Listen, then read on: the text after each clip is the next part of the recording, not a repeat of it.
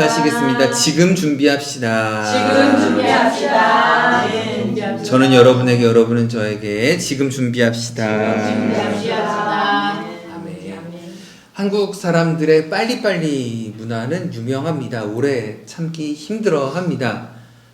빨리빨리 문화 이런 거 좀 바꾸자, 고치자라고 그런 캠페인도 뭐 수십 년째 해온 것 같은데 바뀌지 않는 것 같습니다. 지금은 많이 없지만 자판기에 커피 뽑아서 커피 컵 내려오면은 벌써부터 붙잡고 있죠. 이게 다 빨리 왜 물이 안 내려오냐라고 하면서 발 동동 구르고 끝났나 하다가 호로록 마시다가 입을 데이곤 합니다. 요즘은 코로나 때문에 항균 필름 같은 거 어디 손 닿는데 붙이잖아요. 그런데 이제 모르는 건물에 들어가 보면은 엘리베이터 딱 들어가 보면은 어떻죠? 1층, 2층, 3층, 4층 다 항균 필름 다 붙어 있는데 닫힘만 항균 필름이 찢어져 있는 경우가 많이 있습니다. 열림도 잘 안 찢어져 있고요. 닫힘은 하도 누르다 보니까 빨리 문 닫고 어디를 그렇게 급하게 가려고 닫힘 버튼 항균 필름이 찢어져 있는 것을 보게 됩니다. 여유를 가지며 생활하는 것이 좀 정착되기 힘든 것 같습니다. 지금 뭐 월드컵 한다라고 하는데 국가대표 팀이 꾸려지고 감독이 이제 세워지고 나면은 빨리빨리 성과를 좀 내라, 빨리빨리 하라고 성화를 합니다. 그래서 뭐 외국에서 온 감독이 뭐 빨리 좀 물정도 익히고 이렇게 조직도 좀 갖추고 해야 될 텐데 빨리빨리 뭘 좀 하라고 하다 보니까 소통이 잘 안 돼서 이제 어려운 일도 많이 생기는 것 같습니다. 우리나라 아무래도 좀 키가 좀 작아서 그런 것 같은데 이강인이라는 선수가 외국에서 엄청 잘 뛰는 선수가 있는데 그 선수도 좀 빨리빨리 좀 보내라고 빨리빨리 좀 하라고 하다가 그 선수를 이제 여러 가지 감독이 시험해 보느라 이제 감독도 리듬이 있을 거 아닙니까? 그러다가 이강인이라는 선수 안 내보낼 줄 알았는데 이번에 우루과이랑 축구를 할 때 이강인이라는 선수가 나오니까 사람들이 막 너무 놀란 거예요. 저 사람이 이강인이라는 선수를 안 쓸 줄 알았는데. 왜냐하면은 빨리빨리 좀 써보고 빨리빨리 해보고 할 줄 알았는데 그걸 안 하니까 빨리빨리 마음을 포기해버렸던 것 같습니다. 우리는 여전히 축구가 됐든 일이 됐든 생활이 됐든 먹는 게 됐든 여전히 서두르고 조급합니다. 자, 이렇게 조급한 마음일 때 뭐 어떨 것 같습니까? 정확한 시간을 알고 기다리는 게 좋을 것 같습니까? 아니면 시간 모르고 무작정 기다리는 게 좋을 것 같습니까? 시간을 알면 아는 대로 이 시간 왜 이렇게 빨리 안 오나 속이 터질 것 같고 모르면 모르는 대로 도대체 언제 그 시간이 되나라고 기다릴 것 같습니다.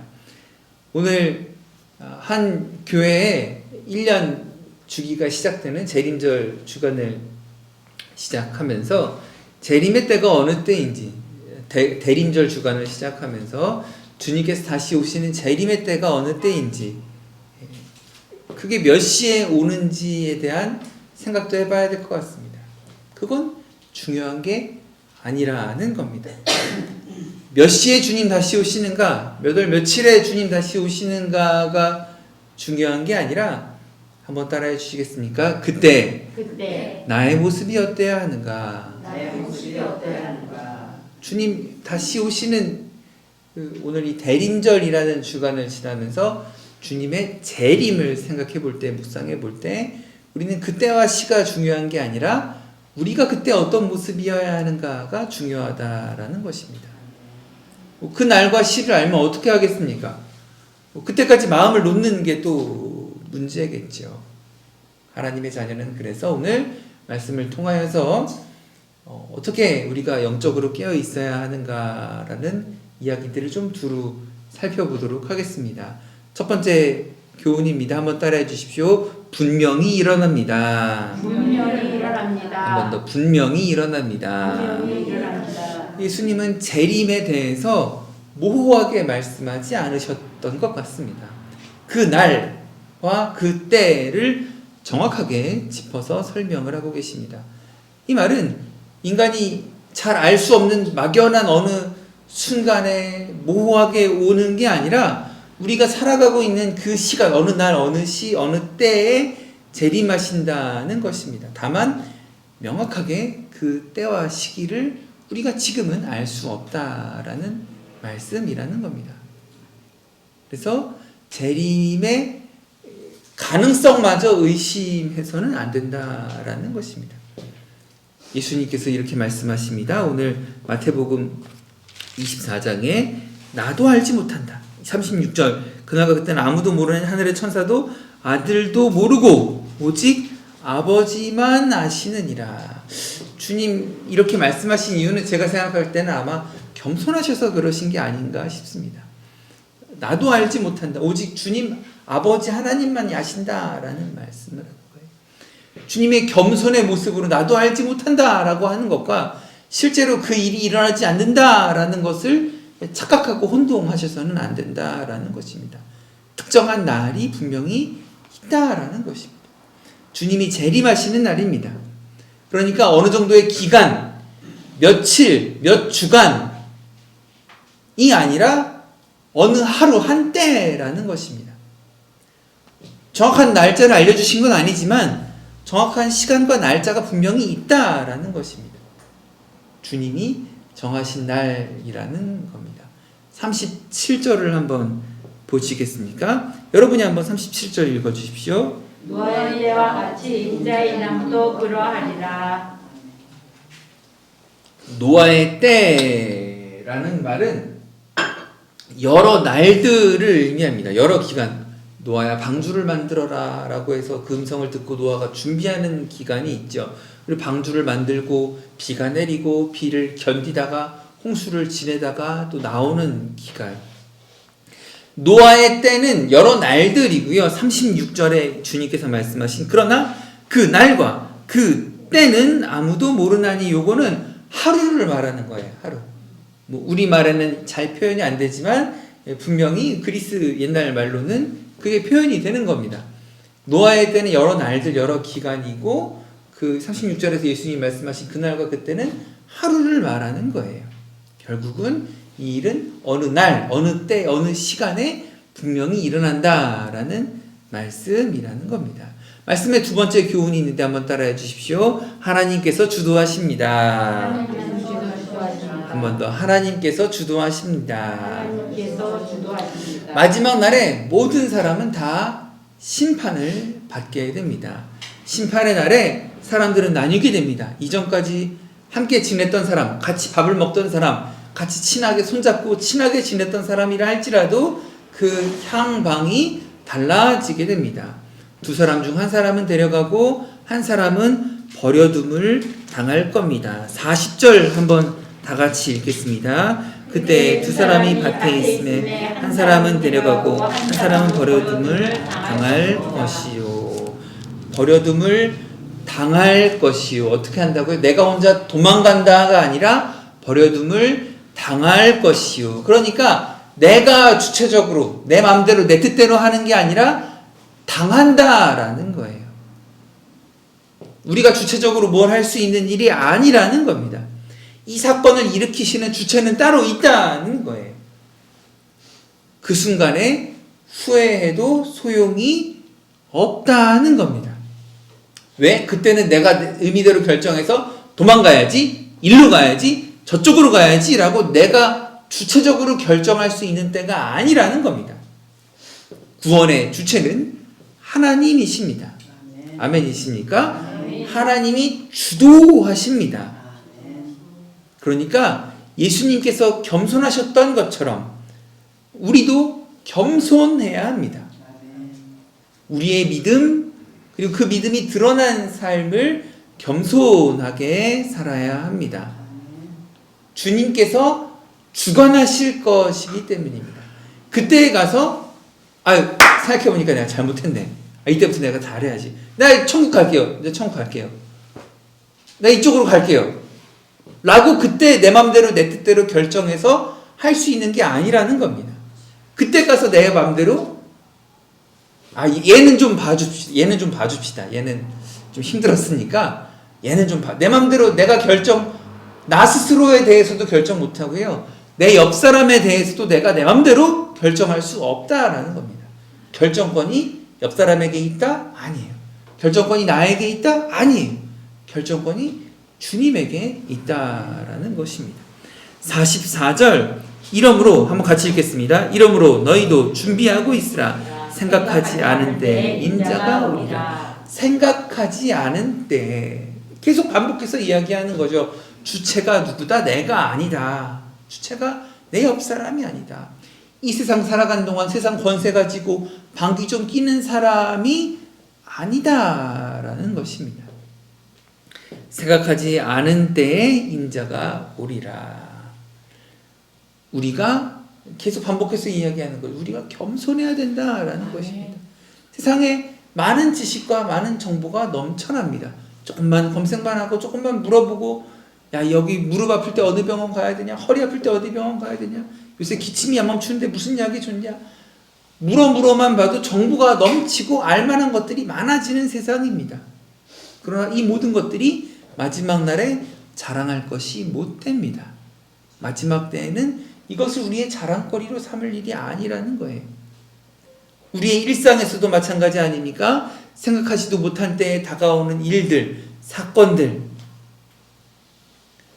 거기서 내가 그걸 좀 알았어야 되는데, 내가 누구랑 더 친했어야 되는데, 그때 내가 뭐를 좀 공부했어야 되는데 라고 아쉬워할 게 아니라, 두려워할 게 아니라 그저 때를 주관하시는 주님 앞에 겸손해야 된다라는 것입니다. 한 번 더 고백합시다. 따라해 주십시오. 주님께서는 때를 주관하십니다. 모든 시간을 주관하시고 움직이시고 역사하시는 주님을 의지하는 저와 여러분 되시기를 주님의 이름으로 축복합니다. 반복해서 이야기합니다. 우리 하나님께서 주도하신다. 하나님께서 이끌어 가신다. 하나님께서 결정하신다. 내가 아니다 라는 말은 우리에게 어떤 교훈을 줍니까? 우리가 겸손해야 한다라는 것이, 모두가 다 겸손해야 한다라는 것입니다. 하물며 예수님도 36절에 겸손하셨다니까요. 야, 아들도 모른다. 솔직히 왜 모르시겠어요? 삼위일체 세 분의 하나님, 하나님의 아들이신 하나님, 하나님의 속성이신 하나님, 태초부터 함께 계셨던 하나님, 태초부터 온 천지 만물의 창조에 주관하셨던 하나님의 이 똑같은 태를 가지신 예수님께서 솔직히 왜 모르시겠습니까? 뭐 성경에 모른다고 써 있으니까 모른다고 믿어야죠. 근데 그 예수님의 말씀을 한번 곰곰이 곱씹어 보시기 바랍니다. 태초에 말씀이 계시니라. 태초부터 로고스 말씀으로 함께 계셨던 주님이 이것에 대해서도 겸손하게 말씀하신다는 거예요. 그 날과 그 때와 그 시에 대해서 겸손하게 말씀하셨던 예수님의 마음을 본받아 보시기 바랍니다. 우리도 겸손해야 합니다. 주님께서 주관하신다라는 것을 우리의 마음으로 믿고 마음을 활짝 열어 주님 앞에 겸손하실 수 있는 저와 여러분 되셨으면 좋겠습니다. 그래서 말씀의 교훈 세 번째 한번 따라해 주십시오. 지금 준비합시다. 한 번 더. 지금 준비합시다. 마태복음 24장 42절 여러분이 큰 소리로 한번 읽어 주십시오. 그러므로 깨어있으라. 어느 날에 너희 주가 임하실지 너희가 알지 못함이니라. 네, 깨어있으라. 깨어있으라라는 말이 무엇입니까? 두 눈을 뜨고 쳐다보라? 그냥 눈 뜨고 있어라? 아니요. 그걸로 충분하지는 않은 것 같습니다. 그 날을 기억하고 그 날을 준비하라는 것 아니겠습니까? 악한 생각을 가지고 깨어있으라? 아니죠. 무조건 깨어있는 게 능사가 아니라 악한 생각을 갖고 죄악된 욕망이나 이기적인 생각이나 누구를 미워하는 악독한 마음을 가득해서 깨어있으라? 아니에요. 그건 아닌 것 같아요. 그거 오히려 망하는 길이겠죠. 바른 믿음, 이것을 준비하며 깨어있어야 하지 않겠습니까? 깨어있으라라는 말씀에 대해 좀 더 깊이 묵상해 보셨으면 좋겠습니다. 예수님은 우리에게 준비하라라고 말씀하시는 게 아니겠습니까? 그런데 앞으로 올 것에 대해 준비하라. 앞으로 이거 좀 한번 쉬고 앞으로 천천히 준비해라라는 말씀이 아닌 것 같아요. 지금 준비하라라는 것입니다. 순서대로 올 것이다. 지금 이거 한번 쉬고 젊은 애들 먼저 뭐 하고 그러는 게 아니라 차차 준비하라는 것이 아니라 뒤로 미루지 말라는 것입니다. 지금이 바로 준비할 때라는 것입니다. 깨어 있으라 라는 명령을 지킬 때 앞에 나온 것처럼 누구를 데려가고 누구를 데려가지 않고 이것에 대한 결정이 차이가 생긴다라는 것입니다. 그래서 깨어 있어야 하는 것입니다. 말씀을 보니까 노아의 때를 자꾸 비교해서 말씀하시거든요. 노아의 때 어땠습니까? 사람들이 살던 습관 그대로 살았다라고 합니다. 사람들이 습관대로 살았다. 하던 대로 하는 것. 우리도 습관대로 그저 하루하루를 때우는 삶이 아니라 인정하고 고백해야 합니다. 한번 따라해 주십시오. 우리는 하루하루 구원이 필요합니다. 한 번 더. 우리는 하루하루 구원이 필요합니다. 그저 버티는 것뿐만 아니라 그것을 넘어서서 깨닫고 내 생각이 깨치어지고 기다리고 준비하여야 된다라는 것입니다. 나중에 아니에요. 지금부터 나의 주님, 나의 눈을 열어주시옵소서. 주님, 나의 생각을 열어주시옵소서. 성령님, 나의 마음을 열어주시옵소서. 이게 깨쳐지고 열려지고 기다릴 수 있어야 한다라는 것입니다. 로마서 13장 말씀을 찾아보고 마무리하도록 하겠습니다. 로마서 13장 11절입니다.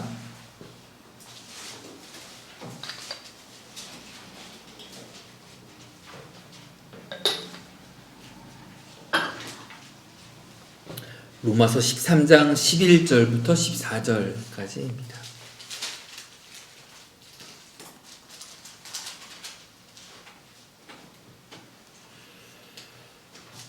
저 여러분 다 같이 천천히 로마서 13장 11절부터 14절 같이 읽겠습니다.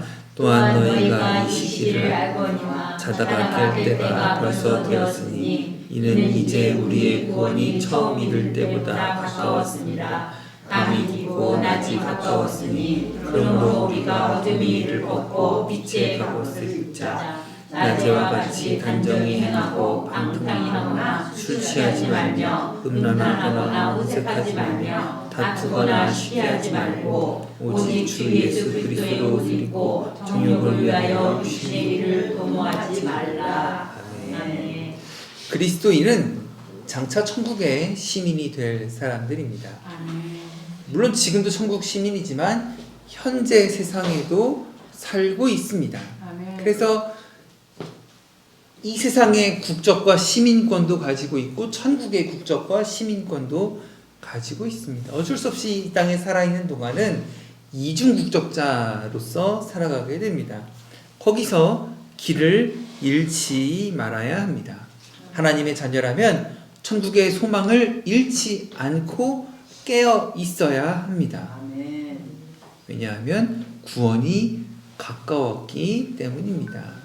주님이 다시 오신다면 그 다시 오시는 주님을 기다리는 때에 어둠의 일은 어울리지 않습니다. 아멘이십니까? 방금 읽은 로마서 13장 말씀, 자다가 이제 깰 때가 벌써 되었으니 이제 구원이 처음 이들 때보다 가까웠습니다. 밤이 깊고 낮이 가까웠으니 그러므로 우리가 어둠의 일을 벗고 빛의 갑옷을 입자.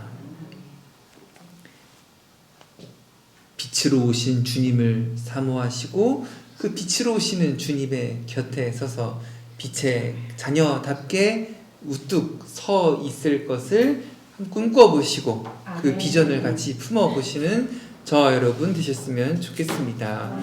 한번 따라해 주시겠습니까? 우리는 모두 빛의 자녀입니다. 한 번 더. 우리는 모두 빛의 자녀입니다. 아멘. 우리가 어떠한 모습으로 그때 그 시간에 발견될 것인가? 우리는 어떤 모습으로 어떤 마음으로 그 주님의 빛의 자녀다운 삶을 살아가게 될 것인가.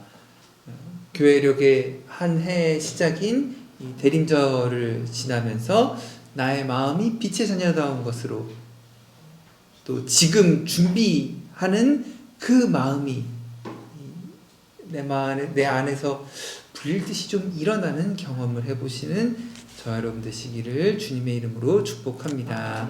말씀을 생각하며 기도하시겠습니다. 지금 준비해야 합니다. 분명히 일어납니다.